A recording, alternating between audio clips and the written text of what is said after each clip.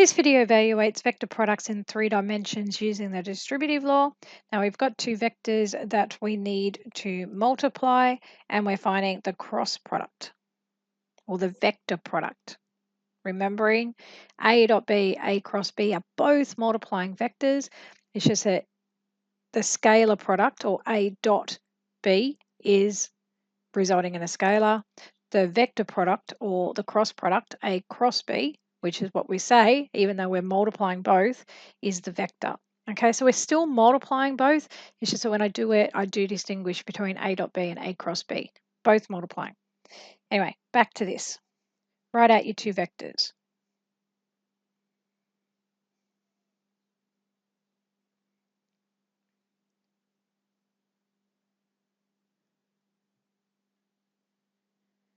Using the distributive law, which you know, just multiplying components. And then you'd have to get to K. Okay, so 2i times I is 2i squared. 2i times 2j is plus 4ij. You have to put these things in order. 2i times 3k is plus 6ik. Moving along. Minus 2j times I is minus 2ji.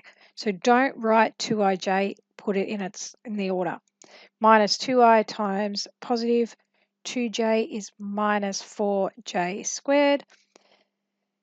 Negative 2j times 3k is negative 6jk. Moving to k, we've got ki plus 2kj plus 3k squared. Tildes to denote that the vectors. Okay, things you need to take note of. If we have parallel vectors, our cross product is 0, and that is because sine of 0 and sine of 180 equal 0.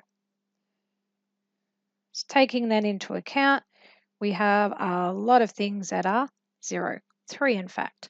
You could have done that as you multiplied. I just do it so I'm showing you what's going on. The other thing to look at is whether our product results in a positive or a negative. If we go clockwise, it will be positive. If we go anti-clockwise, it will be negative. So let's color code.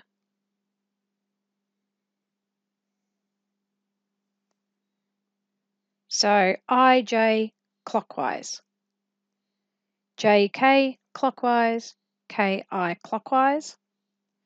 All the rest are anti-clockwise. So I can get rid of 2i squared minus 4j squared and plus 3k squared. The 4ij is positive, so it becomes 4k. The vector perpendicular to I and j is k.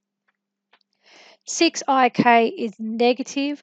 Ik, the vector perpendicular to I and k, is j.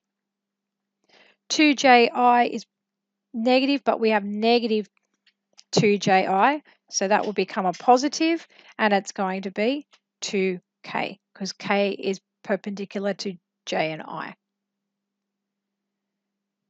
Next, negative 6jk, it's a positive, so it's going to stay as negative 6, and it will be I.